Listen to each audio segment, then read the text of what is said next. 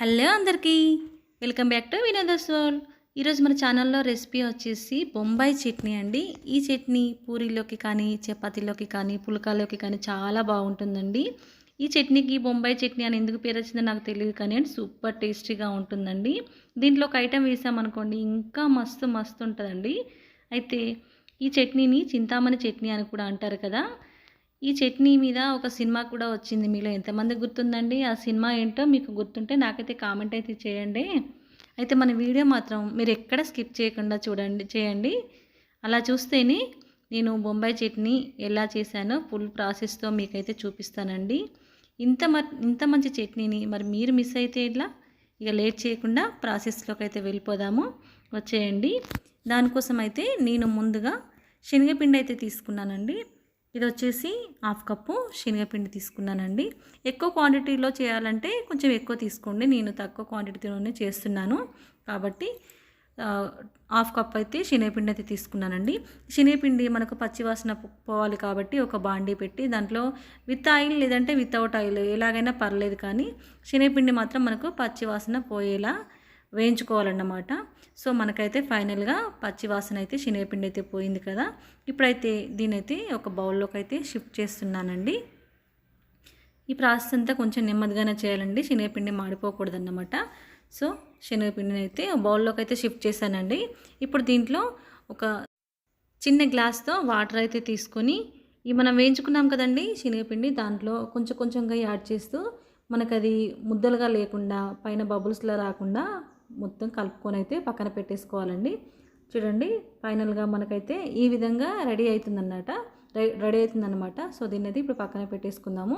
ఈలోపుగా బాండీ అయితే పెట్టేసుకుందామండి. దాంట్లో 2 స్పూన్ల దాకా ఆయిల్ అయితే వేస్తున్నాను. చూడండి ఆయిల్ తక్కువగానే పడుతుందండి, ఎక్కువగా పట్టదు. ఆయిల్ అయితే హీట్ అయిన తర్వాత ఆవాలు, జీరా, దీంట్లో మెయిన్ ఇంగ్రీడియంట్స్ అని చెప్పాను కదండి, మెంతులు కూడా కంపల్సరీగా వేయాలండి. అవి వేస్తే సూపర్ టేస్ట్గా ఉంటుంది. దాంట్లోనే శనగపప్పు, మినప్పప్పు, ఎండుమిరపకాయలు, కరివేపాకు ఇవన్నీ కూడా వేసేసి కొంచెం వేగిపోయాయి అనుకోండి, చిటపటలాడిన తర్వాత మనకు ఆనియన్స్ అయితే ఎక్కువగానే పడతాయండి. నేనైతే ఒక కప్పు ఆనియన్స్ అయితే వేస్తున్నాను. ఆనియన్స్ బాగా మాడకూడదండి, ముందే చెప్తున్నాను. ఆనియన్స్ కొంచెం మగ్గిన తర్వాత చిన్నగా తరుక్కున్న పచ్చిమిరపకాయలు కూడా వేస్తున్నానండి. మనకు ఆనియన్స్ పచ్చిమిరపకాయలు తొందరగా మగ్గిపోవాలి కాబట్టి నేను దాంట్లో సాల్ట్ అయితే వేస్తున్నానండి. రుచికి సరిపడా ఇప్పుడే వేసేస్తున్నానండి. ఫైనల్గా మనకైతే అన్నీ అయితే వేసిన తర్వాత దీంట్లో 1 కప్ దాకా టమాటాలు అయితే వేస్తున్నానండి. టమాటాలు కూడా కంపల్సరీగా వేయాలండి. అది వేస్తేనే ఈ చట్నీ వచ్చేసి సూపర్ టేస్ట్గా ఉంటుంది. ఈలోపుగా టమాటాలు కూడా మనకు చూడండి మగ్గిపోయాయి కదా. ఇప్పుడు దీంట్లో అల్లం అయితే చిన్న చిన్నగా తరుక్కొని అయితే వేసుకోవాలండి. ఇలా చిన్నగా తరుక్కొని వేయడం వల్ల సూపర్ టేస్ట్గా ఉంటుందండి. అది కూడా వేసేసిన తర్వాత 1 స్పూన్ దాకా అయితే పసుపు అయితే వేస్తున్నానండి. చూడండి పసుపు అయితే వేసిన తర్వాత ఫైనల్గా మనకైతే కలర్ఫుల్గా కనబడుతుంది కదండి. నేను ముందే చెప్పాను కదండి, ఆనియన్స్ అయితే ఎక్కువగా మాడకూడదు, వేగిపోయాయి అంటే వేగిపోయాయి అన్నట్టుగా సాఫ్ట్గానే ఉండాలి. నేను హాఫ్ కప్పు శనగపిండి తీసుకున్నాను కాబట్టి కప్పున్నర వాటర్ అయితే వేస్తున్నానండి. ఈ క్వాంటిటీ గుర్తుపెట్టుకోండి, కప్పున్నర అయినా పర్లేదు, కొంచెం ఎక్కువైనా కూడా పర్లేదు, మనకు లూజ్గానే ఉండాలన్నమాట. సో ఇప్పుడు అది ఒక పొంగొచ్చేదాకా దాన్ని అయితే మూత పెట్టుదామండి. 5 నిమిషాల తర్వాత చూడండి మనకైతే ఫుల్గా మరిగిపోతుంది కదా. ఇప్పుడైతే దీంట్లోనైతే మన శనగపిండి మిశ్రమం ఉంది కదండి మనం కలుపుకున్నది, అదైతే దీంట్లో వేసేస్తున్నాను. చూడండి వేసేసి వెంటనే కలపాలండి, లేదు అంటే అడుగంటుకునే ప్రమాదం ఉంది కాబట్టి వెంటనే కలుపుతూ ఉండాలండి. 5 మినిట్స్ తర్వాత మనకైతే ఈ విధంగా రెడీ అయిపోతుందండి. మరీ గట్టిగా ఉండకూడదు, మరీ పలచగా ఉండకూడదు అన్నమాట. ఈ చట్నీ వచ్చేసి ఫైనల్గా 5 నిమిషాల తర్వాత ఈ విధంగానైతే నాకైతే రెడీ అయిపోయిందండి. ఇప్పుడు దీన్ని గ్యాస్ అయితే కట్టేసి దీంట్లో కొత్తిమీర వేసేసుకొని కాసేపు అయితే చల్లారనిద్దామండి. చల్లారిన తర్వాత కొంచెం గట్టి పడుతుందండి, మరీ మనం దింపంగా ఉన్నంత లూజ్గా మాత్రం ఉండదు. అలా గట్టి పడితేనే సూపర్గా ఉంటుందన్నమాట.